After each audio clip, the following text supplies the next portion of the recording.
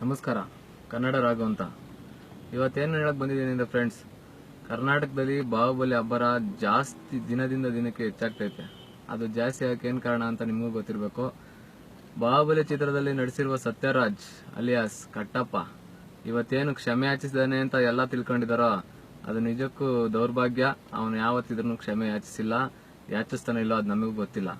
ಅವನಿಗೆ ಹೇಳಿದಂತ ದಿನ ಮುಗ್ದಿದೆ. ಆ ಡೆಡ್ ಲೈನ್ ಮುಗಿದ್ರು ಸಹ ಇದುವರೆಗೂ ಯಾವುದೇ ಕ್ಷಮೆ ಕೇಳಿಲ್ಲ. ಆದ್ರೂ ನಮ್ಮ ಕರ್ನಾಟಕದ ಜನತೆ ಕ್ಷಮೆ ಕೇಳಿದ್ದಾರೆ. ಹಾಗಾಗಿ ಬಾಹುಬಲಿ ಚಿತ್ರ ರಿಲೀಸ್ ಮಾಡಬೇಕು ಅಂತ ಒಬ್ಬೊಬ್ರು ಒಂದೊಂದ್ ತರ ಮಾತಾಡ್ಕೊಂಡು ಹಿಂಗೇ ಬರ್ತಾ ಇದಾರೆ. ಅದ್ರ ಜೊತೆಗೆ ನಾನು ಇವತ್ತು ಏನ್ ಹೇಳಕ್ ಬಂದಿದ್ದೀನಿ ಅಂದ್ರೆ ನಮ್ಮ ಸುದ್ದಿ ವಾಹಿನಿಗಳ ಬಗ್ಗೆ. ಸುದ್ದಿ ವಾಹಿನಿಗಳು ಅಂದ್ರೆ ಗೊತ್ತಲ್ಲ ನಿಮ್ಗೆ, ನ್ಯೂಸ್ ಚಾನಲ್. ಬ್ಲೇಡ್ ಹಾಕಿದೆ. ಬಾಹುಬಲಿ ಹೆಂಗೈತೆ ಹಿಂಗೈತೆ ದಿನ ನೋಡ್ತಾ ಇರಿ.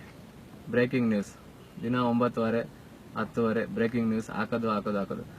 ನಮ್ಮ ನ್ಯೂಸ್ ಚಾನೆಲ್ಗಳಿಗೆ ಮಾನ ಮರ್ಯಾದೆ ಅನ್ನೋದೇನಾದ್ರು ಐತೋ ಇಲ್ಲೋ ಅಂತ ಗೊತ್ತಿಲ್ಲ. ಇರೋದು ನಮ್ಮ ಕರ್ನಾಟಕದಲ್ಲಿ, ತಿನ್ನೋದು ನಮ್ಮ ಕನ್ನಡ ಅನ್ನ, ಉಸಿರಾಡೋದು ನಮ್ಮ ಕನ್ನಡ ಗಾಳಿ, ಕುಡಿಯೋದು ನಮ್ಮ ಕಾವೇರಿ ನೀರು. ನಮ್ಮ ಕಾವೇರಿ ನೀರ್ ಬಗ್ಗೆನೇ ಮಾತಾಡ್ದಂತ ಸತ್ಯರಾಜ್ ಬಗ್ಗೆನೆ ಇಲ್ದೇ ಇರೋದೆಲ್ಲ ಹೇಳ್ತಿದ್ದಾರೆ. ಬಾಹುಬಲಿ ನೋಡಿ ಅಂತ ಇವತ್ತು ಹೇಳ್ತಾ ಇದೀನಿ ಫ್ರೆಂಡ್ಸ್.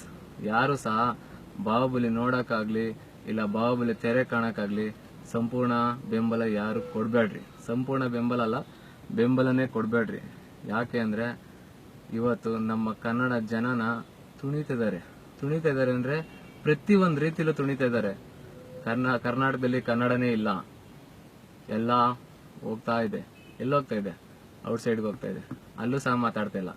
ಬುದ್ಧಿವಂತರೆಲ್ಲ ಇಲ್ಲಿಲ್ಲ, ಊರ್ ಬಿಟ್ಬಿಟ್ಟು ಹೋಗ್ತಾ ಇದಾರೆ. ಹಂಗೋ ಹಿಂಗ ನಾವು ಅಲ್ಪ ಸ್ವಲ್ಪ ಕನ್ನಡ ಉಳಿಸ್ಕೊಂಡು ಬೆಳೆಸ್ಕೊಂಡ್ ಬರ್ತಾ ಇದೀವಿ, ಅದಕ್ಕೂ ಕಲ್ಲಾಗ್ತಾ ಇದಾರೆ.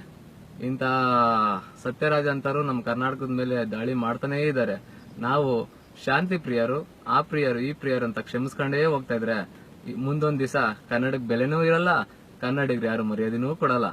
ಇವನು ಬೈತಾನೆ ಅವನು ಬೈತಾನೆ, ಎಲ್ರು ಬೈತಾ ಇರ್ತಾರೆ. ಬೈದರ್ಗೆ ಶಿಕ್ಷೆ ಕೊಡ್ತಾ ಇಲ್ಲ. ಕ್ಷಮಿಸಿದ ತಕ್ಷಣ ದೊಡ್ಡದು ಅಂತ ಬಿಡ್ತಾ ಇದೀವಿ. ದಯವಿಟ್ಟು ಯಾರು ಕ್ಷಮಿಸೋದು ಬೇಡ, ಏನು ಬೇಡ. ಬಾಹುಬಲಿನ ಬ್ಯಾನ್ ಮಾಡೋಣ.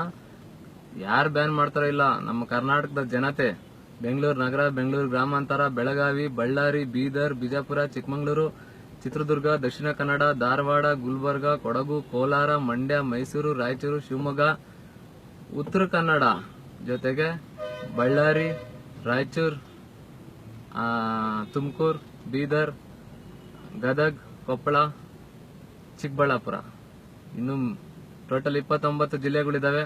ಆದ್ರೆ 1-2 ಮಿಸ್ ಆಗಿದ್ರು 29 ಜಿಲ್ಲೆಯ ಜೊತೆಗೆ ಆ ಜಿಲ್ಲೆಯ ತಾಲೂಕಿನಲ್ಲಿರುವಂತವ್ರು, ಹಳ್ಳಿಯಲ್ಲಿ ಇರೋಂಥವ್ರು, ಒಂದ್ ಹಳ್ಳಿಗೆ ಒಬ್ಬ ಸಿಡಿದು ನಿಂತ್ಕೊಂಡ್ರೆ ಸಾಮಾನ್ಯ ಕನ್ನಡಿಗ ಇವತ್ತು ಕರ್ನಾಟಕ ಎಷ್ಟೋ ಏಳಿಗೆ ಪಡೆಯುತ್ತೆ.